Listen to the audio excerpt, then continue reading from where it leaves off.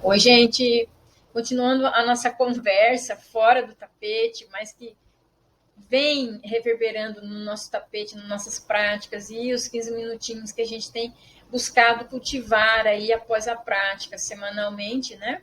Para trabalhar, né, a partir da nossa experiência mesmo, esses yamas, esses niyamas, como a gente está percebendo, sentindo eles, né? E aí, quando a gente fala de niyamas, a gente lembra do texto do Patanjali, que é uma sistematização que ele compilou a partir de outros textos que vêm antes dele, né? Então, quando a gente fala de niyamas, justamente essas observâncias têm muita influência de textos anteriores, né? E quando aparece nos textos posteriores, muitos anos depois, né? Que para nós ainda são textos consideravelmente mais antigos aí, né, dos últimos 500 anos, 400, 300, né?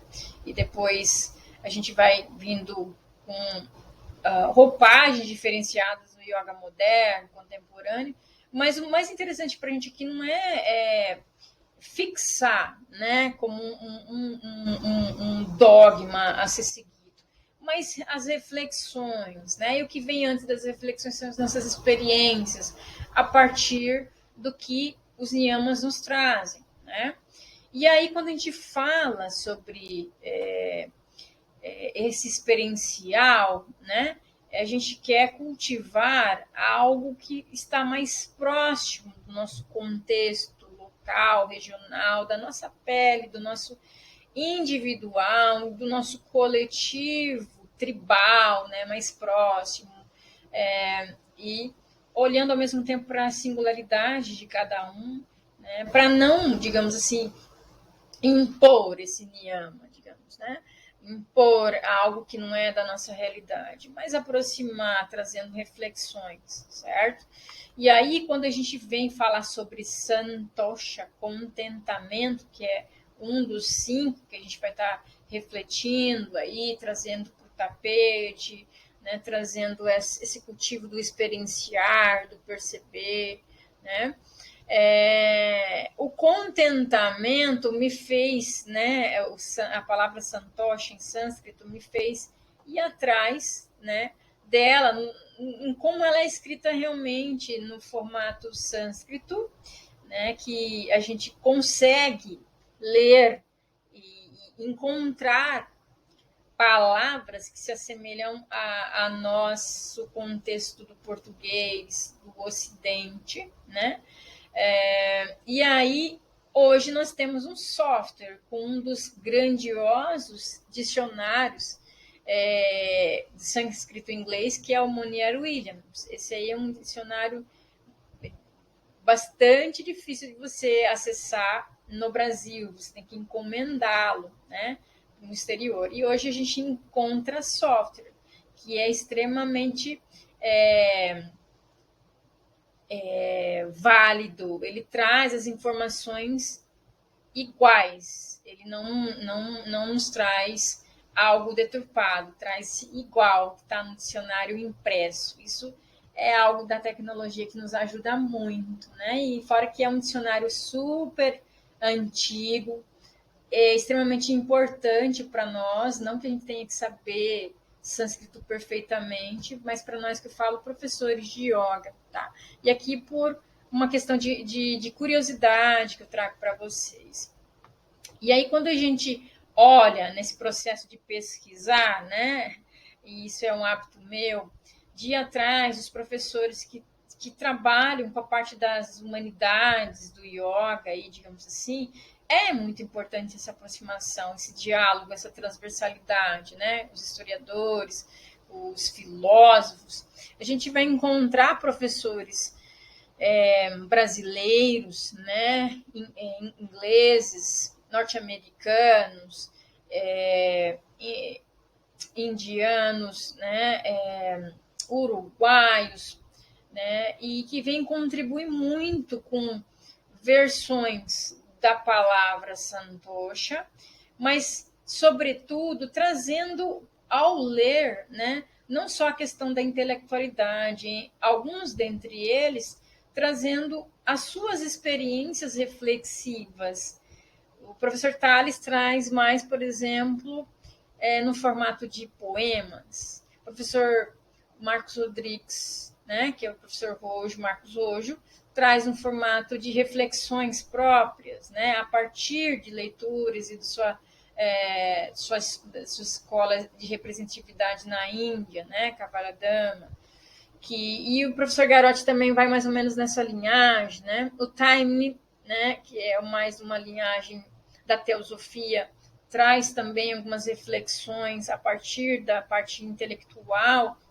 do que seria Santosha, né, e cumprindo também com suas reflexões, suas escolas, né, Dzikachar, que é o filho do professor Krishnamacharya, né, também um dos grandes mestres do yoga moderno, digamos assim, traz as suas reflexões a partir de experiências com seu pai, né, e vai se percebendo que há uma rigorosidade entre eles em algum momento de trazer informações do que está escrito em sânscrito, nas leituras tradicionais, e ao mesmo tempo trazendo suas experiências. E aí, dentre eles, eu trouxe o que a professora Gulmini, na sua tese, né, a Lilian traz lá num glossário, né, o que significa Santosha, né, contentamento, satisfação, satisfazer, agradar, né, acalmar, sentir-se muito contente, satisfeito, alegrar-se, deleitar-se. Então, tá nesse bojo, né, o que ela traz para nós, Santosha.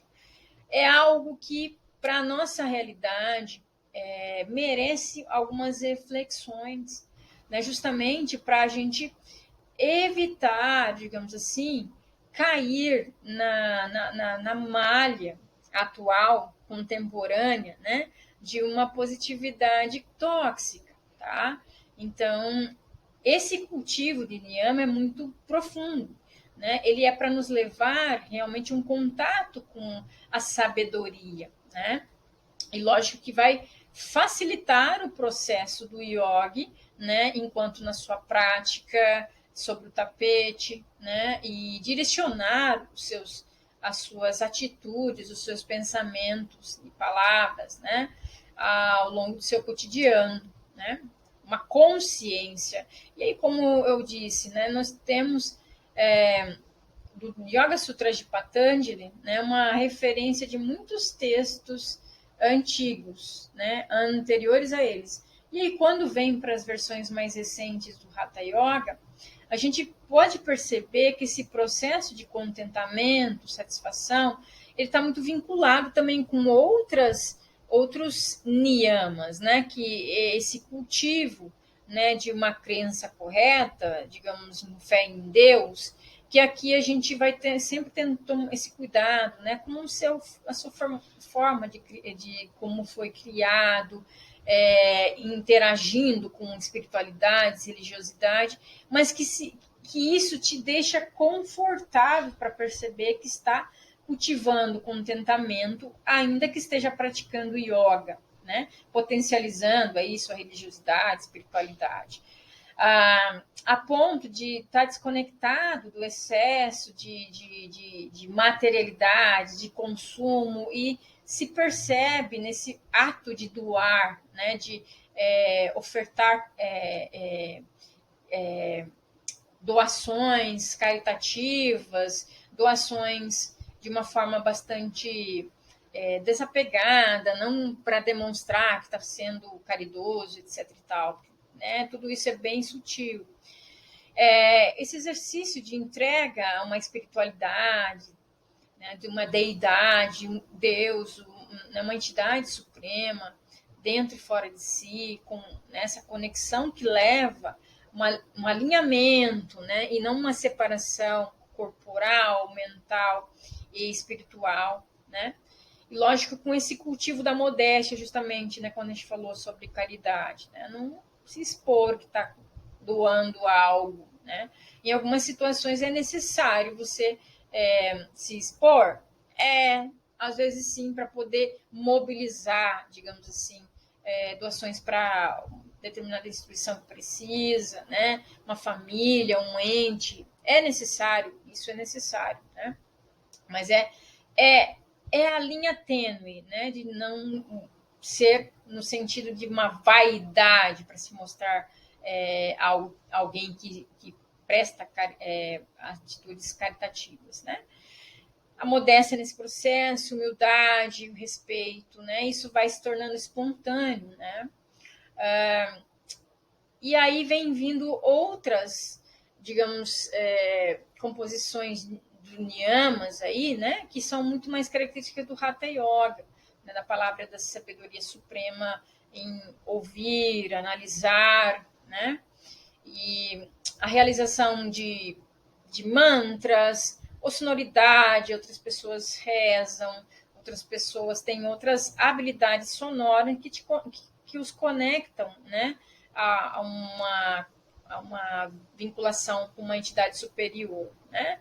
As tribos têm todos uns rituais extremamente maravilhosos que os conectam, né, internamente consigo, com as suas espiritualidades. Vamos pensar assim, tá? E o fazer sacrifício, que depois a gente pode falar um pouco melhor, não é só abster-se de algo, né? Ou ter que despender, de empenhar para algo e deixar algo de lado, mas literalmente os ritos, as celebrações, os festejos, né? Muito comum em determinadas culturas, que muitas vezes se perdem, virando eventos limitados, né? De cunho mais comercial. Tá? Então, os niyamas são extremamente mais espiritualizados ao se ver, ao se perceber, né? E lógico que isso vai facilitar uma fluidez nas práticas, se pensar nas práticas como algo para uma expansão de sabedoria, né? E acalmamento da mente também, tá? Então, como que a gente vai experienciar o contentamento sem que isso soe algo que não seja tão verdadeiro, né? A bendita do excesso de positividade tóxica, né? Como que a gente vai, digamos, trabalhar para que perspectivas possam mudar, né? E ao olhar para um IP, né? Você ter contentamento e ver beleza ao invés de ver sujeira, né? E aqui não estou dizendo que um é melhor que o outro, mas perspectivas que potencializam interações benfazejas com o próprio ambiente e consigo próprio, ou que leve isso a transformar algo. Se é sujeira, então vamos limpar, vamos organizar, né? Olha, é bonito, eu percebo que é bonito, né? E explicar por que é bonito, né? Lógico que aí é só um comparativo de perspectiva, então aqui não é para eu dizer que um é melhor que o outro, mas como que perspectivas, né, podem ser transformadas, afinadas, né, ao longo de práticas, de uma observação, de ouvir o outro. Não, por que você, então você acha que é sujeira? Por quê? Nossa, você acha que é bonito? Por quê? Dá esse espaço, né, para se questionar, para ampliar. E justamente quando a gente faz esse processo de transcender o fazer e sim experienciar, né? Aquele que monta as posturas e compõe as técnicas, realiza as estruturas no passo a passo das técnicas, mas que transcendem isso para o processo de autoobservação, logicamente que vai levar a uma modulação que potencializa, né, essa experienciação do niyama, em suas atitudes, pensamentos, né? E vai se revendo isso, se modulando, né? E, logicamente, que é necessário, né? Esse alimentar físico de informações, né? O que se alimenta na mente, né? É muito interessante que a gente olhe para como que a gente está fazendo essa alimentação, para que, logicamente, esses corpos que nos que estão embrenhados aí, que nos compõem, né, vão se dando um espaço, um entremeio, né, para que ele se alinhe, ele se estabilize em harmonia, né, para que haja isso, logicamente que vai haver esses, entre aspas, desentupimentos, né, dos canais, a fluidez dos ventos, dos pranas, né, e a vitalidade das rodas de energias vão ficar muito mais presente. Sempre quando a gente fala disso, gente, é uma reordenação, né, do nosso pensar a partir de experienciações iógicas, tá? A gente não visualiza isso. É importante a gente lembrar do que eu estou falando aqui, é um ordenador de realidade do yoga, dos textos iógicos, que intensamente pessoas, né, meditavam, experienciavam nas práticas de Hatha Yoga, transformações que levavam, né, essa aproximação com o cultivo de sabedoria, né, e estar mais próximo da sua espiritualidade, né?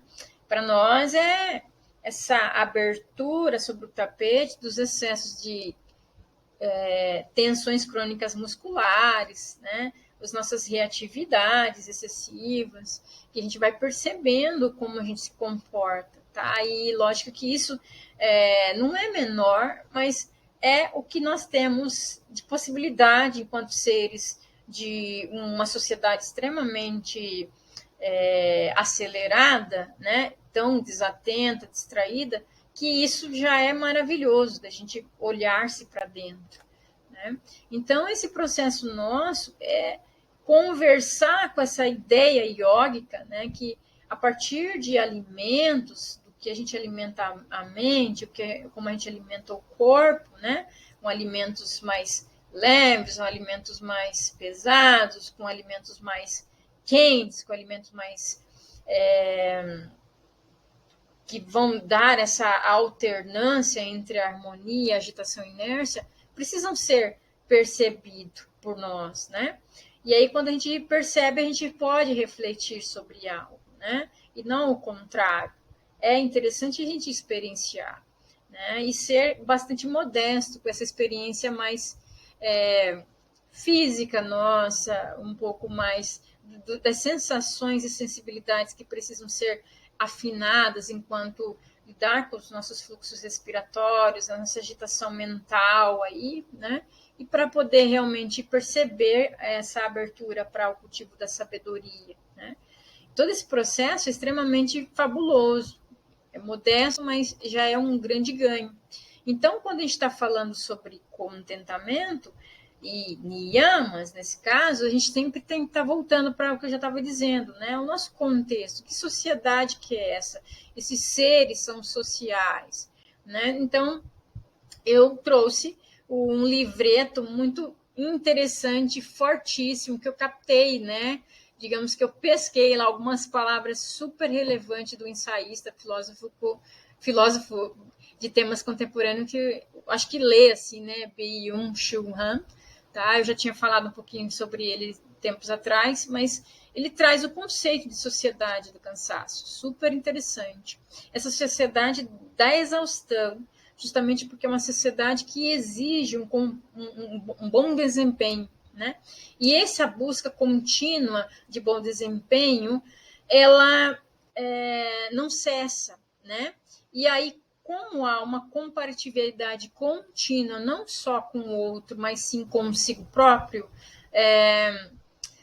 abre-se vários desesperos para se fazer várias coisas e as pessoas nunca terminam nada, fica procrastinando.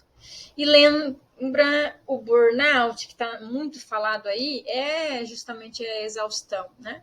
Nós estamos nesse tempo em que tudo é tão rápido, acelerado, que nos leva a impotências e não, digamos, a um cultivo de potencialidades negativas. Ou seja, falhei, o que eu posso fazer para melhorar?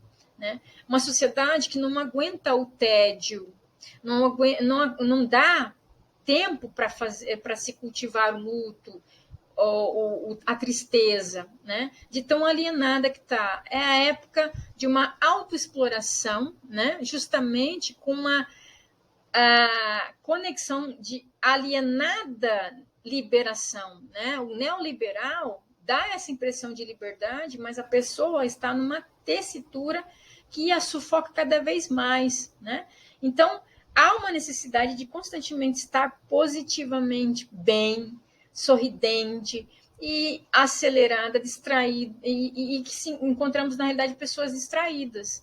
É a época do TDAH, e aqui eu trago no sentido não pejorativo de quem, né, se caracteriza como, né, aspecto de TDAH, mas sim para dizer o quão nós estamos tão desconectados que nós não conseguimos dar tempo para assimilar o sofrimento de si e do outro. E aí a correria contínua para querer medicar aquilo que não se medica, que não se contempla numa caixinha, né?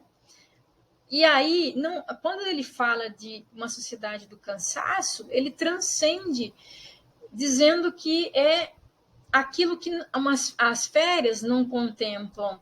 Estar com amigos ou cultivando algo que gosta não descansa, não é o dormir ou comer bem, né? Mas sim uma exaustão, um esgotamento de tal ponto que a pessoa não tem condições para mais nada. É o que o professor Danilo Pottsdorf fala. É o elástico que foi tão esticado, é aquela pessoa que já tomou café, já tomou guaraná ralado, que é da nossa característica aqui, já tomou energético e já daqui a pouco está indo para drogas mais pesadas para se manter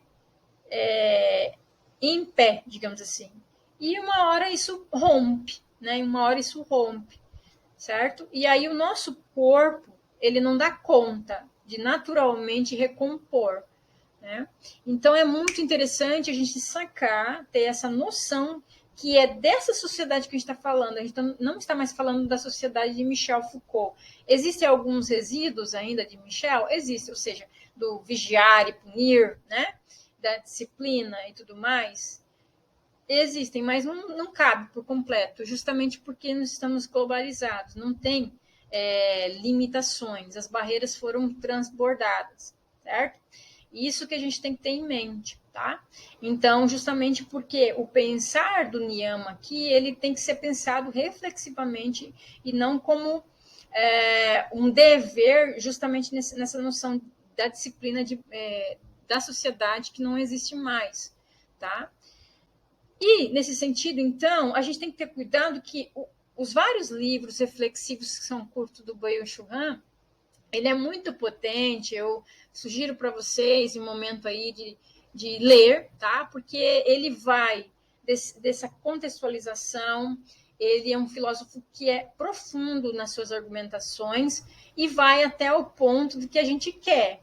Ele chega em aparatos potentes como meditação, a meditação zen budista. Tá? Então, ele não é sobre a autoajuda, ele está nos propiciando, né, repensar o autocuidado, né, considerando o que vem antes do indivíduo, né, que é o social, o político, para dizer o quão essa pessoa está doente, né, o quão essa pessoa está nesse processo de queima. Né? E aí ele traz no próprio livro do Sociedade do Cansaço, mas justamente em outro que ele começa dizendo que é por favor fechar os olhos para se permitir um novo tempo, quando ele entra em algumas temáticas e depois ele faz um livro separado só sobre a filosofia zen budista, sobre o que está acontecendo. Eu gosto dos termos, né, que é muito ligado com estudos que eu já contemplei, de recalcitrância, algo que arde,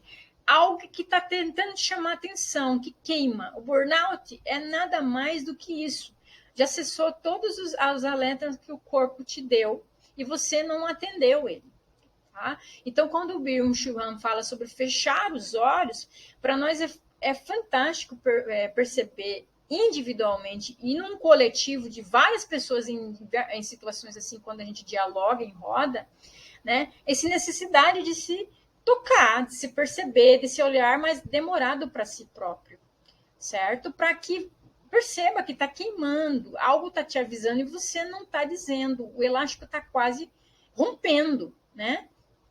Então, essa sociedade aí nos coopta, né? Nos tira vida, né?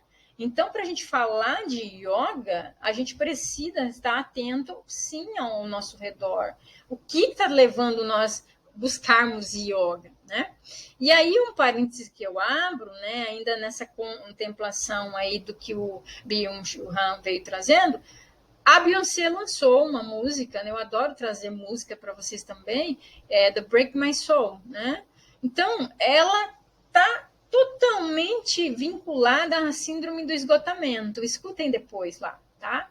Então, se transformou em um hino, né? Que representa o movimento de pedidos de demissão em massa nos Estados Unidos e tem se propagado por todas partes do mundo, do globo, tá? E realmente se perceber nesse processo de vivo-morto, né? De zumbis. Então, não é nada mais fictício, né? Não é a Raccoon City lá do Resident Evil, aí, para quem gosta de filmes ou games, né? Conversando com quem gosta de games, a gente chega a essa conclusão, né? Que existe os zumbis hoje, tá? E estão nos sugando, né? A gente não está devorando outros visivelmente, mas está se corroendo, né? E como nós tratamos o outro está mostrando muito, né? Então, quando a gente olha para o yoga, né, pensando em niyama, em contentamento, a gente não se esbarra em momento nenhum com uma positividade tóxica, tá? A gente traz aqui, eu trago algumas palavras, né, pensando a partir do que experiencio, mas também palavras de professores como Roberto Simões, o Danilo Patsdorf, né? E as próprias palavras do Byung-Chul Han, né? A gente pode compreender o yoga como um recurso múltiplo, em que nos permite olhar demorado para algo, a contemplação, sentir e experienciar, né? A tal da soberania aqui que eu gentilmente captei do livro do Byung-Chul Han lá, né? Mas uma soberania que ele fala da meditação, do contemplar demorado, é o experiencial para a gente, né? É dar o Saba como presente, ou seja, o Saba, né? O sábado sagrado para uns, o domingo sagrado, né? A pausa, né? O olhar demorado, as interrupções, o intermeios. O yoga nos permite nos colocar presente conosco, nos sentir doloridos, doídos, ofegantes, né? E, logicamente, vinculados aos nossos contentamentos a partir daí também, né? Ou para direcionarmos para isso a partir do que estamos sentindo, né? Então, sobre o que a gente busca no tapete e fora dele, é justamente esse questionar, né? Contentados estamos com a nossa prática, buscando esse cuidado com os limites, se eu estou me machucando, se eu estou em excesso, né? Se eu estou me permitindo experienciar o que sinto realmente, né? Não negando, acolhendo, né? E isso é necessário justamente para a gente ir ajustando as nossas práticas, para que elas sejam benfazejas, que ela nos permita estar dançando entre estar em harmonia, agitação e inércia, e nos alertando enquanto seres em conflitos ou não, né? E no meio acadêmico, dessa vez eu não vou trazer estudos científicos, digamos assim, no formato mais trazendo estudos qualitativos ou especificamente quantitativos, em estatística, que são super importantes também, e é o que eu faço, né? Mas estudos das humanas de uma forma geral, a partir de textos e de tessituras dos textos de Hatha Yoga, né, dos yogas contemporâneos, tradicionais. E o que a gente encontra aqui para vocês aqui, eu deixo mais em realce, né? O professor Adrian Muñoz, que é um mexicano lá do colégio, né, de México, o Colégio de México, ele compôs um livro sobre a radiografia do Hatha Yoga. E aí, quando a gente vai percebendo, não fica muito palavras, mas povos, tribos, né? Mas o texto vai mostrando que o Hatha Yoga, ele traz o Gatha Yoga, né? Gatha Yoga, ele traz diversas influências de textos anteriores, né? Antes mesmo do Patanjali, mas, sobretudo, que tem a sua peculiaridade desse corpo cuidado, interagindo com uma mente estável, né? Por meio de várias técnicas, né?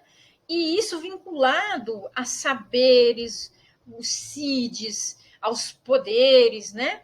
A rituais. Então, para a gente olhar para o quão de interessante que há. E são povos ligando com isso, né?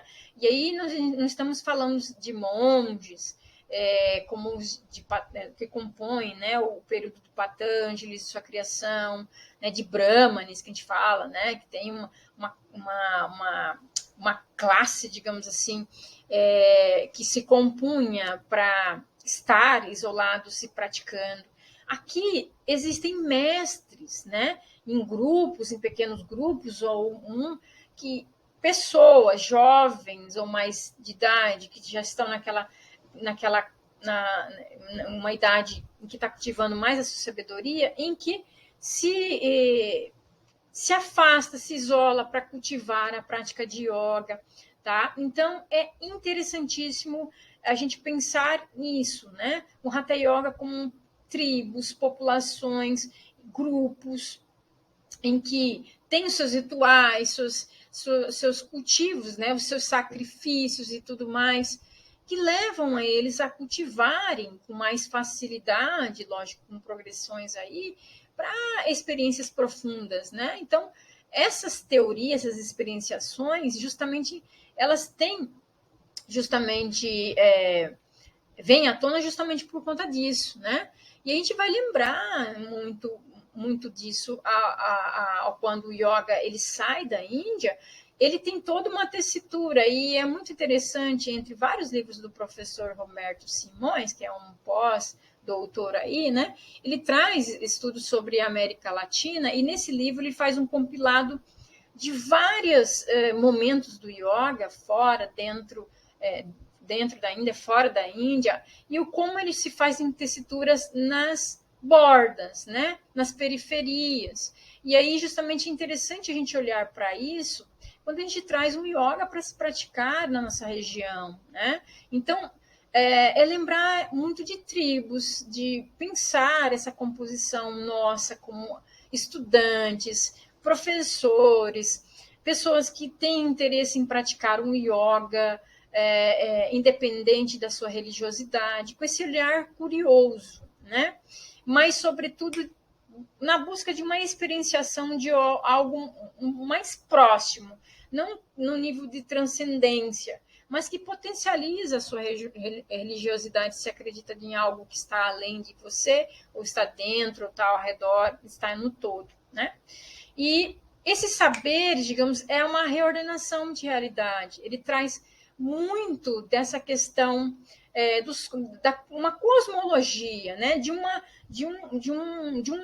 uma composição de frase, dialeto, que compõe um diálogo em que alinham pessoas ali por algum instante e que conectam a uma especialidade de yoga, né? Que não é nem o tradicional, um contemporâneo, que tem as suas entremeios com textos que a gente lê dos tradicionais, né? E se ousa conectar com outras o que é regional, né? Alguns se entrelaçam com religiosidades. Então, para a gente perceber o quanto é capilarizado, né? Isso tem um pensar aí para trazer para nós essas tessituras de pessoas que são da academia, esses professores que estão envolvidos com universidades, né, seus estudos independentes, a gente percebe muito disso, né? E aí, quando a gente traz isso para um olhar para a sabedoria, né, com essas contribuições mais contemporâneas, as tradicionais, né, como o professor Patsdorf diz, né, o Danilo, é trazer o yoga como um recurso para a nossa realidade mais urbana, né? Uma conexão com o mais urbano, mas para nos percebermos adoecidos, para nos percebermos desconectados da natureza, para nos percebermos desconectados com o nosso próprio corpo. A perversidade, muitas vezes, da mente, né? Desconectada do corpo, o corpo adoecido, desconectado da mente, né? Então, é esse relembrar que o yoga, ele não veio do meio acadêmico, formal, né? Das bancadas escolares. Ele foi se compondo em mosteiros, em práticas com monges, e depois um hatha yoga de experiências verbais, né, que foi se tecendo algo que se escreve, né, com uma realidade de papel aí, eram outras estruturas em que se imprimia, né, as escritas sintéticas, sutras, né, para a gente pensar todo esse arcabouço yoga com uma conectividade conosco, né? Para nos percebermos adoecidos nesse sistema que é o capitalismo, que não dá certo, que está corroendo a todos nós, está destruindo o que há de mais belo, né? E que está fazendo com que a terra revide, né?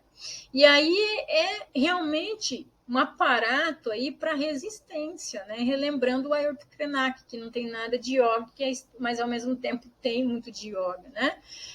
Essa ideia de nós humanos nos descolarmos da Terra, vivendo numa abstração civilizatória, é absurda. Essa ideia ela suprime a diversidade, nega a pluralidade das formas de vida, da existência e de hábitos.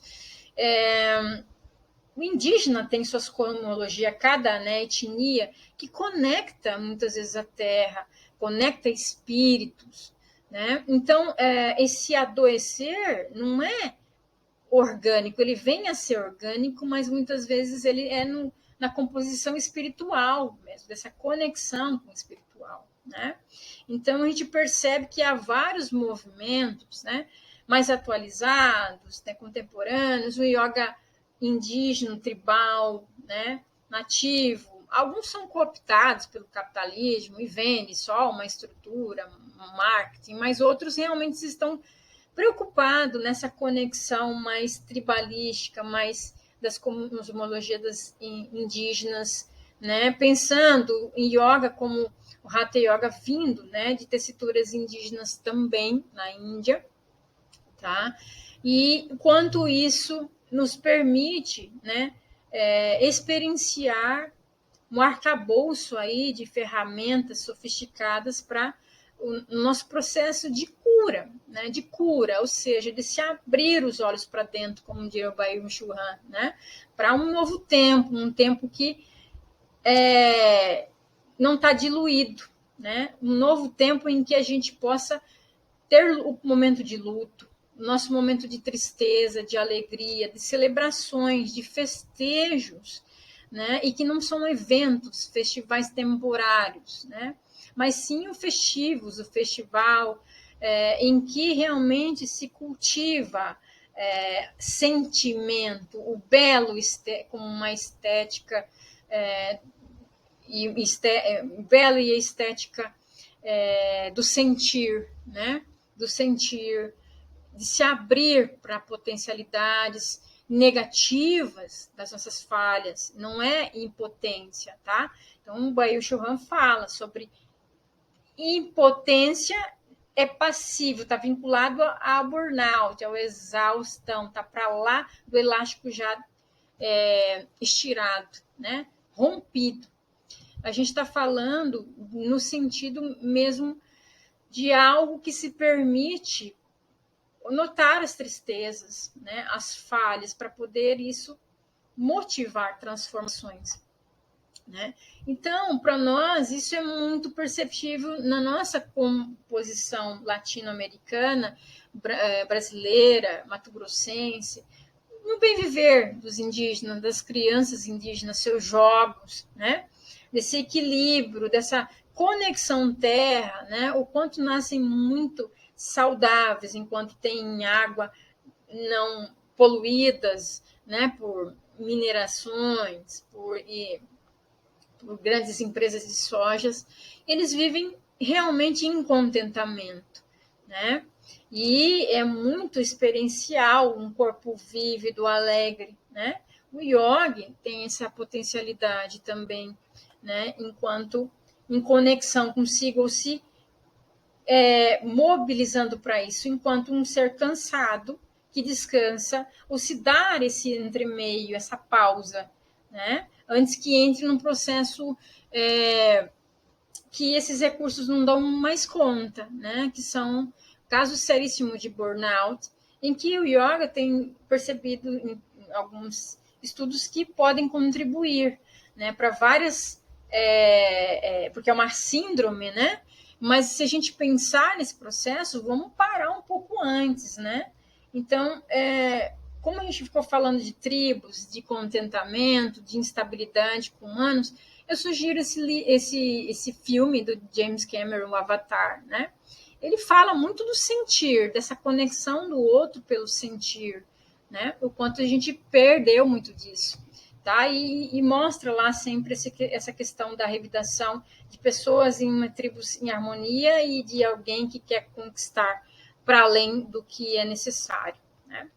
E aí eu finalizo com alegria aqui com a meditação do Tales, né, que ele traz a meditação sobre o contentamento. E é muito interessante, divido com vocês. Eu olho para o meu passado, para todas as situações que aconteceram e me conduziram a ser a pessoa que eu sou hoje. Uma pessoa que tem maturidade de aceitar a si mesma, que tem o discernimento para refletir sobre si mesma. Olho para o meu nascimento, quantos obstáculos poderiam ter impedido o meu nascimento, e mesmo assim eu nasci e estou aqui presente. Após o nascimento, lembro de quantas situações poderiam ter atrapalhado o desenvolvimento natural do meu corpo, quantas doenças, quantos acidentes, quantos imprevistos, e mesmo assim estou aqui presente. Lembro-me que nasci completamente indefesa, e que sem os cuidados de minha mãe, do meu pai ou de qualquer outra pessoa que cuidou de mim, eu não estaria aqui hoje. Agradeço a todas as pessoas que cuidaram de mim. Do fundo do meu coração agradeço. Reconheço que cada um fez o melhor que podia, deu o melhor de si para cuidar de mim, dentro de suas próprias limitações. Lembro-me de quantos seres que doaram e doam não apenas os seus cuidados, mas as suas vidas para que eu mantenha o meu corpo. A eles agradeço profundamente, do fundo do meu coração. A natureza me nutriu e me nutre com tudo o que eu verdadeiramente preciso para estar vivo. Reconheço a grandeza, a beleza e a generosidade da natureza. Eu não preciso de riqueza alguma, além desse reconhecimento. O contentamento é a própria riqueza. Sem ele, somos pobres, mesmo tendo muito dinheiro. A verdadeira riqueza é o contentamento. Eu me comprometo diariamente a dar o melhor de mim para cuidar dos outros, com a mesma generosidade com quem sou cuidado pela natureza. Muito interessante, né? Para refletir, para fazer a pele arrepiar e para experienciar, né? Então, para que serve yoga mesmo, né? A partir do niyama? E certamente que não é, novamente, né? Para nos embebedarmos, né? Com uma positividade tóxica, tá? E aí a gente busca pensar nessa reordenação corporal, né? De uma forma mais modesta, mas que há essa sensibilidade a nível de pranas, né? O quanto de tensão o nosso corpo ele cronicamente vai engolindo, né? O quanto a nossa mente vai imprimindo, né? De experiências que a gente precisa distanciar, dissolver, na realidade, acolher para isso dissolver, para a gente se soltar disso, né? E cabe a nós esse processo, né? O buscar, né? Ter consciência que antes de nós tem política, o meio social que pode impedir muitas pessoas, né? Mas que se a gente tem essas condições de cultivar esse processo de transformação. de estarmos conscientes do que escolhemos para consumir nossa mente, o nosso corpo, as nossas interações, como cuidamos de nós e dos outros, para que isso seja uma porta, né, para novos encontros que nos potencialize, nos possibilite potencializar outras pessoas, né, em vida. Então, gratidão. Om Loka Samasta Sukhino Bhavantu. Que todos os seres, em todos os lugares, sejam felizes. Namastê.